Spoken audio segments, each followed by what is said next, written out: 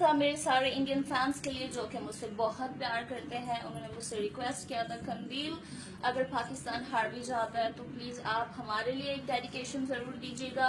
तो ये मेरा डांस डेडिकेट होता है मेरे तमाम इंडियन लवर्स को, इंडियन फैंस को।